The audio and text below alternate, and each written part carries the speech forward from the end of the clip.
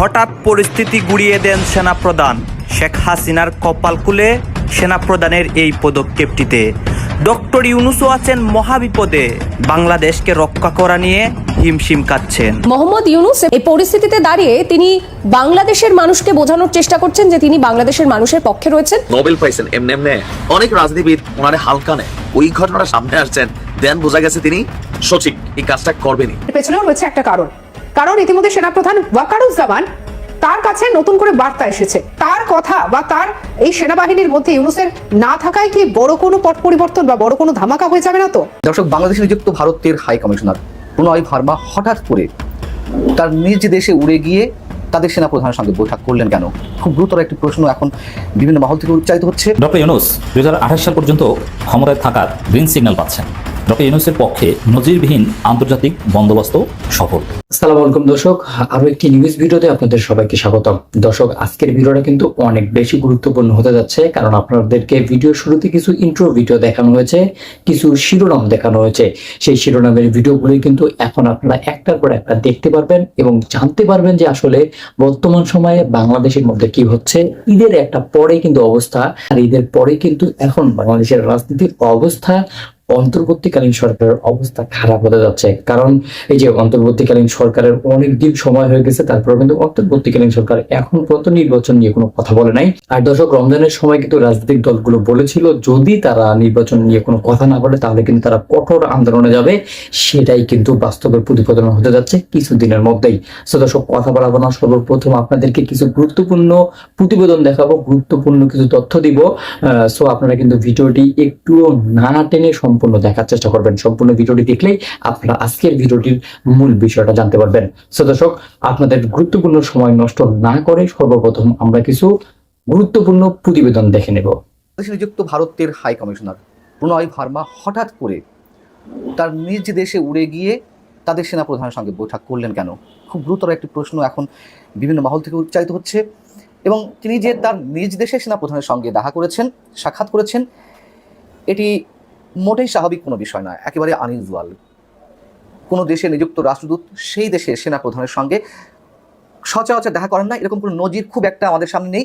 সেই জায়গা থেকে বাংলাদেশের বিষয়ে বাংলাদেশে নিযুক্ত ভারতের হাই কমিশনার কেন সেনাপ্রধান, সে দেশের সেনাপ্রধান উপেন্দ্র দ্বিবেদীর সঙ্গে বৈঠক করলেন, সে বিষয়টি কূটনৈতিক মহল থেকে শুরু করে সামরিক বিশ্লেষকদের মনে নানান ধরনের প্রশ্ন তৈরি করেছে এবং খোদ ভারতের বিভিন্ন গণমাধ্যম এই নিউজটি কভার করেছে। যদিও সে দেশের সেনাবাহিনীর জনসংযোগ অধিদপ্তর তারা নিজেরাই তাদের এক্স হ্যান্ডেলে এই বিষয়টি পোস্ট করেছে। সেখানে বলা হচ্ছে যে ভারতের সেনাপ্রধান উপেন্দ্র দ্বিবেদী এবং প্রণয় ভার্মার মধ্যে ভূকৌশলগত বিষয়ে আলোচনা হয়েছে। আঞ্চলিক নিরাপত্তা জোরদার করতে সামরিক বোঝাপড়া এবং যৌথ স্বার্থ কাজ করার বিভিন্ন দিক নিয়ে তাদের মধ্যে কথা হয়। সামরিক বোঝাপড়া তো দুই দেশের সামরিক বাহিনীর মধ্যে হবে। প্রণয় ভার্মাকে ডেকে কেন বাংলাদেশের বিষয়ে সামরিক বিভিন্ন বিষয় আলোচনা করা হলো? তার মানে ভারত কী ধরনের প্রস্তুতি নিতে যাচ্ছে আমরা জানি না, তবে বিষয়টি খুবই সিগনিফিকেন্ট। এবং ভারতের যে গণমাধ্যমগুলো যে রিপোর্টগুলো করেছে তাদের ভাষাগুলো মোটামুটি প্রায় একই ধরনের। ভারতের গণমাধ্যমগুলো তো বলা হচ্ছে যে ঢাকার ভারতীয় হাই কমিশনার দিল্লি এসে সেনাপ্রধানের সঙ্গে যে সাক্ষাৎ হয়েছে সেটিকে ঘিরে নানা জল্পনা তৈরি হয়েছে। বিশেষ করে বাংলাদেশের সেনাবাহিনীর অতি সক্রিয়তা, যেহেতু 5 আগস্টের পর থেকে অবশ্যই সেনাবাহিনীর একটি ভূমিকা রয়েছে, সেই বিষয়টিকে বলা হয়েছে অতি সক্রিয়তা। এটিকে ঘিরে অভ্যুত্থানের জল্পনা যখন তুঙ্গে, তখন এই বৈঠক বাড়তি মাত্রা যোগ করেছে। বাংলাদেশের নতুন করে অস্থিরতা তৈরি হলে ভারতীয় সেনারা সম্ভাব্য ভূমিকা নিয়ে দুজনের কথা হয়ে থাকতে পারে বলেও কোনো মহলের ধারণা। বাংলাদেশে সেনা অভ্যুত্থানের কোনো ধরনের সম্ভাবনা এই মুহূর্তে নেই। আমাদের সেনাপ্রধান জেনারেল ওয়াকারুজ্জামান বারবার বলার চেষ্টা করেছেন তার সে ধরনের কোনো টার্গেট নেই, উচ্চাভিলাষী কোনো মানসিকতা নেই যে সরাসরি সেনাবাহিনী ক্ষমতা নেবে। এটা আমরাও জানি, এই বাস্তবতায় সেটা হয়তো সম্ভব নয়। খুব বেশি হলে 111 মতন আর্মি ব্যাক্ট গভর্নমেন্ট হতে পারে এখন সেনাবাহিনী যে পাওয়ারকে এক্সারসাইজ করছে বা যেটুকু সহযোগিতা করছে সরকারের পাশে দাঁড়িয়ে, সেটা হয়তো আরেকটু বাড়তে পারে। কিন্তু কোনো অবস্থায় সেনাবাহিনী সরাসরি বা প্রত্যক্ষভাবে রাষ্ট্রীয় ক্ষমতায় আসবে না, এটি আমাদের অনেকেরই জানা হয়ে গেছে। কিন্তু ভারতের পক্ষ থেকে সবসময় এই ধরনের একটি ইন্ধন দেওয়া হচ্ছে। এটি করে আসলে লাভটা কাদের সেটি আমাদের বোঝা রয়েছে। বরঞ্চ এই ধরনের সংবাদ বারবার প্রকাশ করে সেনাবাহিনী সম্পর্কে আমাদের সাধারণ মানুষের মনে এক ধরনের সন্দেহের বীজ তৈরি করা হচ্ছে। যেমনিভাবে সেনাবাহিনীকে গণমানুষের বিপরীতে দাঁড় করাতে এদেশেরই বিশেষ একটি গোষ্ঠীর তৎপরতা এই বিশেষ গোষ্ঠীর তৎপরতা একেবারে তো জনসম্মুখে এসেছে, তারা কীভাবে উস্কানি দিচ্ছিল সেনাবাহিনীকে। যাই হোক, কিন্তু ভারতীয় গণমাধ্যমগুলো বারবার সেনা অভ্যুত্থানের কথা বলছে বাংলাদেশে।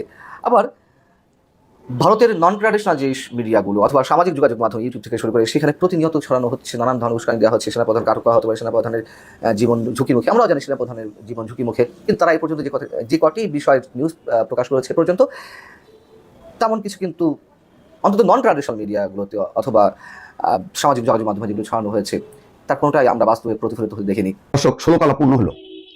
সেটা হলো যে চীন 2.1 বিলিয়ন মার্কিন ডলার 2.1 বিলিয়ন মার্কিন ডলার সহায়তার প্রতিশ্রুতি দিয়েছে, এবং একই সঙ্গে ডক্টর মোহাম্মদ ইউনূস চীনকে বলেছে 1-2 বছর 5 বছর না, বাংলাদেশের নদী এবং নদীর ব্যবস্থাপনা নিয়ে 50 বছরের পরিকল্পনা পেশ করতে।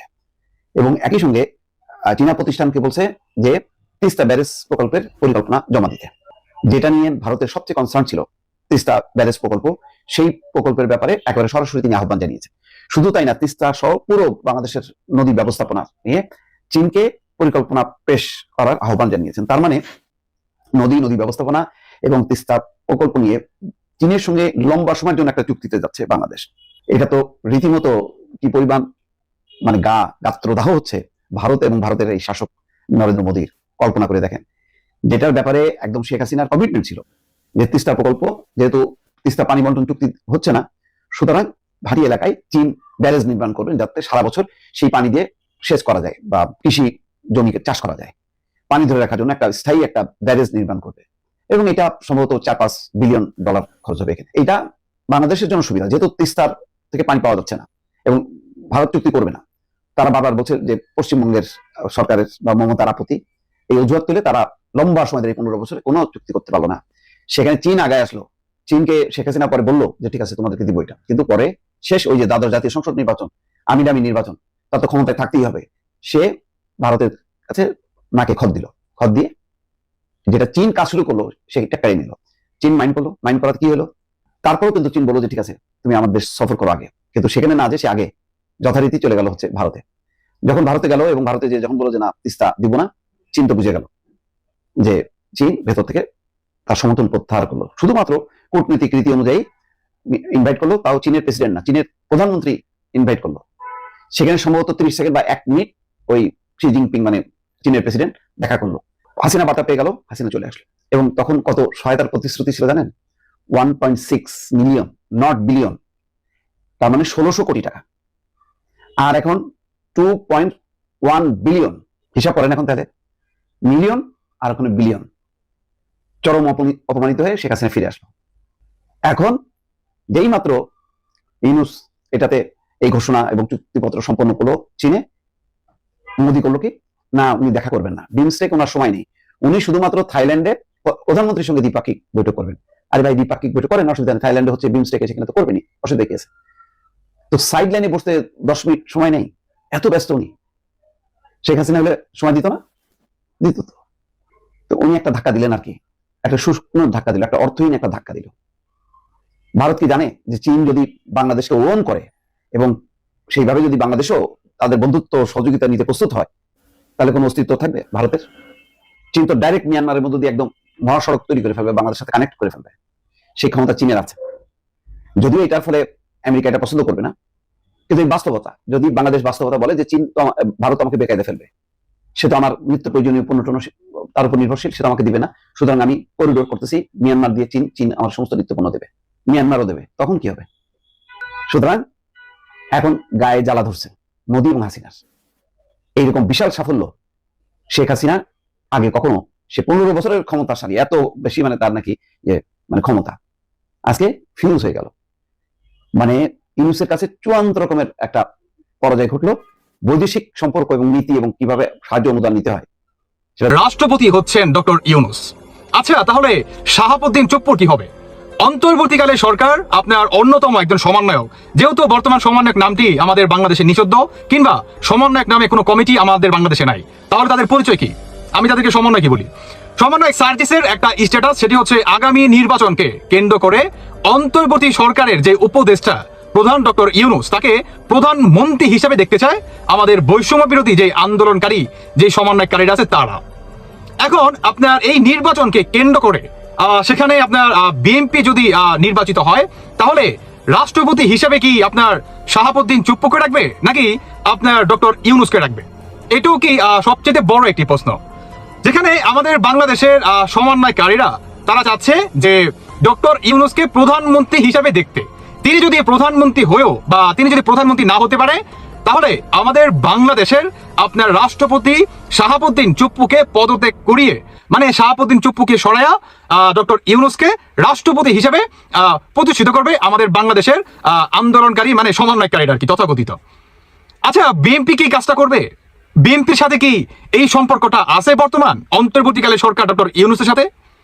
আচ্ছা, ডক্টর ইউনূস তিনি যখন ক্ষমতায় বসে তখন তিনি একটা কথা বলছে যে আমাকে বৈষম্য বিরোধী ছাত্র আন্দোলনকারীরা এরা প্রতিষ্ঠিত করছে, অতএব এদের মাধ্যমে কিংবা এদের কথার অনুযায়ী আমি দেশটা পরিচালনা করব। তিনি কিন্তু বলে নাই যে আমি বাংলাদেশে যে আরো একটি বড় একটি রাজনৈতিক দল আছে বিএনপির কথায় কিংবা আদার্স যেই দলগুলো আছে, জাতীয় পার্টি বা আদার্স যেগুলো দলগুলো আছে, এদের সবাইকে নিয়ে একসাথে বসে দেশটা কিভাবে পরিচালনা করা যায়, আগামী বাংলাদেশটা কিভাবে সামনের দিকে নেওয়া যায়, সেই কথা কিন্তু তিনি বলে নাই। আচ্ছা, তাহলে সমন্বয়কারীরা তারা যে বর্তমান বলতেছে কিংবা একের পর এক একটা মনে করেন তারা স্ট্যাটাস কিংবা একের পর এক তারা যে হুমকি ধুমকি দিচ্ছে যে আগামী দিনে আপনার নির্বাচনকে কেন্দ্র করে ডক্টর ইউনূস যদি প্রধানমন্ত্রী না হতে পারে তাকে রাষ্ট্রপতি বানাবো। আচ্ছা, বিএনপি কি তাকে রাষ্ট্রপতি হিসাবে নির্বাচিত করবে নাকি আপনার শাহাবুদ্দিন চুপ্পুকে রাখবে, নাকি এই অন্তর্বর্তীকালে সরকার, মানে যে বাজারা বৈশা রয়েছে আপনার তথাকথিত সমন্বয়কারীরা, এরা শাহাবুদ্দিন চুপ্পুকে কিংবা ৭১কে কিভাবে মুছে ফেলা যায়, আপনার ৭১-এর সংবিধান কিভাবে মুছে ফেলা যায়, আপনার ৭২-এর সংবিধান কিভাবে মুছে ফেলা যায়, এই ধরনের একটা পরিকল্পনা। আসলে মেন এখানে কারণটা কি? কারণটা হচ্ছে তারা বর্তমান শাহাবুদ্দিন চুপ্পুকে সরিয়ে এই অন্তর্বর্তীকালে সরকার প্রধান ডক্টর ইউনূসকে আপনার রাষ্ট্রপতি করতে চায়। বিএনপি কি চাবে? বিএনপির কথার অনুযায়ী কি তারা দেশ পরিচালনা করতেছে? অন্তর্বর্তীকালে সরকার ডক্টর ইউনূস তিনি প্রতিনিয়ত সমন্বয়কারীদের কথায় দেশটা পরিচালনা করতেছে, তাই না? তিনি কি বিএনপির কাছ থেকে এই ধরনের ফিডব্যাক আশা করতে পারে? বর্তমান আমাদের বাংলাদেশ যেভাবে চলতেছে সেটা পুরোটাই আপনার অন্তর্বর্তীকালে সরকার বৈষম্য বিরোধী যে আন্দোলনকারী আছে এদের কথায়। আচ্ছা, বিএনপি কি এই সমন্বয়কদের কথা শুনবে? এটা হচ্ছে সবচেয়ে বড় প্রশ্ন। আগামী দিনে রাষ্ট্রপতি কি শাহাবুদ্দিন চুপ্পুই থাকবে নাকি সমন্বয়কদের কথায় ডক্টর ইউনূস হবে? এটা হচ্ছে দেখার বিষয়। কিন্তু সমন্বয়কারীরা তারা খুব জোর দিয়ে এবং কনফিডেন্স নিয়ে তারা এই ধরনের কথাবার্তা বলতেছে যে আগামী দিনের নির্বাচনকে কেন্দ্র করে শাহাবুদ্দিন চুপ্পুকে সরিয়ে অন্তর্বর্তীকালে সরকার ডক্টর ইউনূসকে বানাবে রাষ্ট্রপতি। সার্জিসের আপনার কঠিনভাবে তিনি এই হুঁশিয়ারিটি দিয়ে দেয় যে আগামী নির্বাচনকে কেন্দ্র করে আমরা প্রধানমন্ত্রী হিসেবে দেখতে চাই। আচ্ছা, ডক্টর ইউনূস তিনি আরো একটি কথা বলে যে এই বৈষম্য বিরোধী যে এনসিপি যে দলটা, এই দলটাকে যতটুকু এই অন্তর্বর্তীকালে সরকারের পক্ষ থেকে যতটুকু সহায়তা করা যায় নির্বাচনকে কেন্দ্র করে আমরা প্রতিটি স্টেপ নিব। তো যাই হোক, আওয়ামী লীগের নেতাকর্মীরা কেমন ঈদ করলেন? প্রেক্ষাপটটা একই, বাট গ্রুপটা ভিন্ন। গতকালকে বিএনপি এবং জামাতের নেতাকর্মীদের একটা কমন স্ট্যাটাস ছিল প্রায় 15 বছর পর নির্ভয়ে ঈদ করেছে। এই যে নির্ভয় শব্দটার মেইন ব্যাখ্যা হচ্ছে লোকালি মামলা এবং কি যে লোকাল অনেক জায়গায় অনেক বিএনপির নেতাকর্মীরা ছিল বা জামাতের নেতাকর্মীরা ছিল লোকাল মানুষ কর্তৃক নির্যাতিত হয়েছেন, যারা ডরে ভয়ে ঈদের দিন হয়তোবা বাড়িতে লুকিয়ে এসেছেন রাতের আধারে, আবার অনেকে দিনের আলোতে ঈদগাতে নামাজ পড়তে পারে না। ঠিক একই দৃশ্যপট আমরা দেখছি গতকালকে আওয়ামী লীগের নেতাকর্মীদের। শেখ হাসিনার ঈদ কেমন কেটেছে?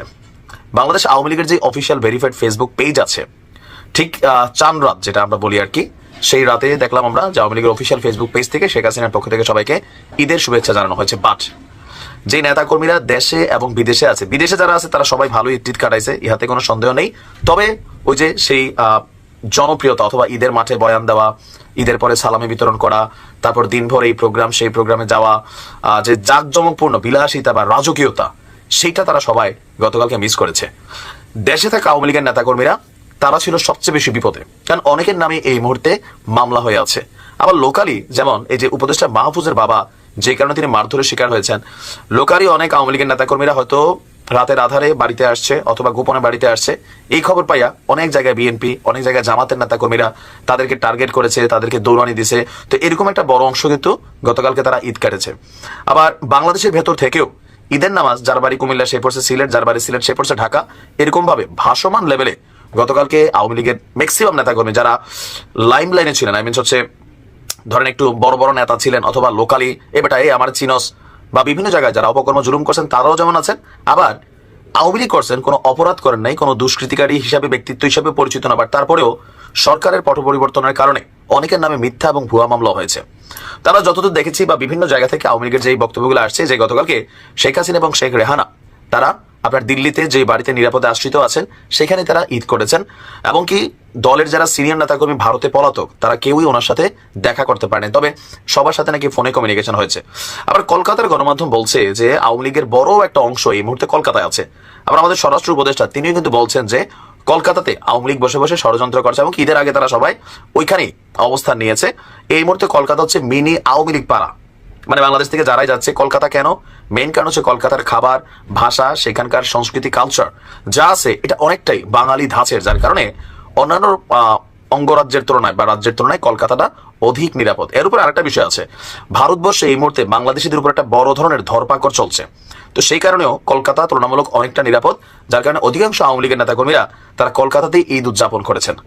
এখান থেকে শিক্ষণীয় বিষয় আছে, আওয়ামী লীগের জন্য যেমন আছে বিএনপি জামাতের জন্য তেমন আছে। ক্ষমতা চিরস্থায়ী না।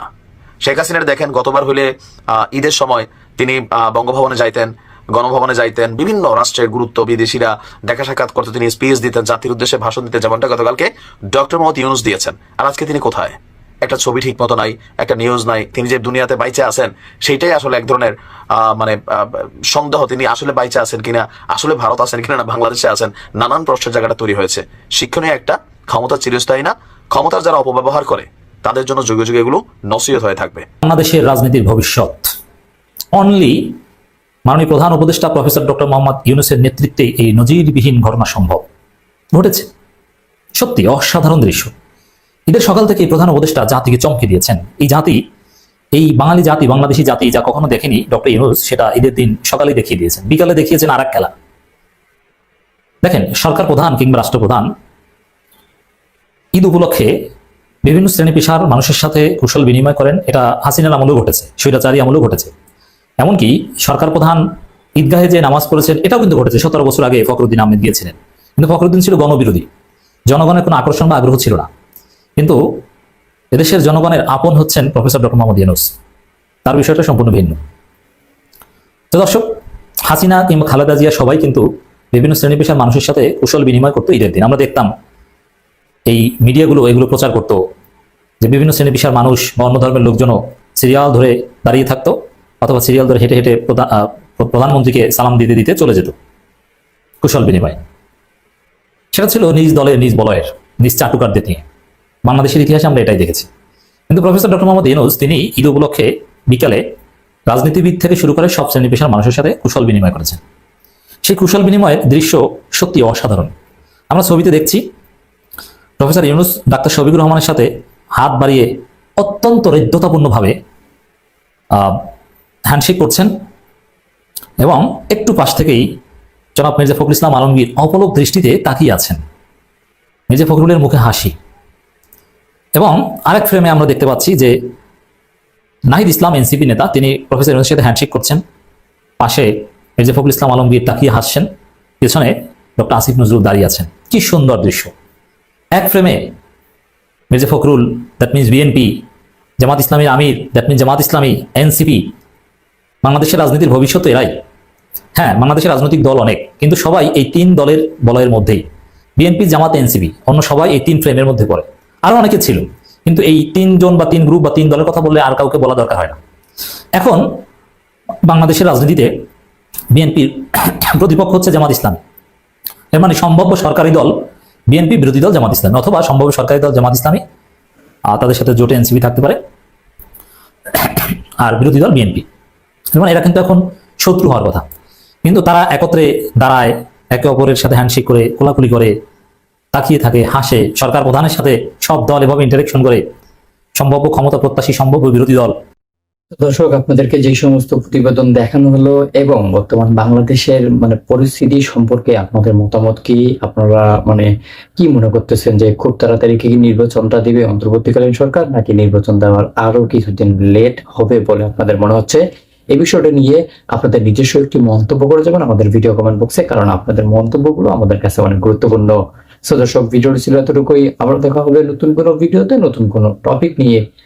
ততদিন পর্যন্ত ভালো থাকুন, সুস্থ থাকুন, আপনাদের আশেপাশের মানুষগুলোকে নিয়ে একসঙ্গে ভালো থাকার চেষ্টা করুন। আল্লাহ হাফেজ।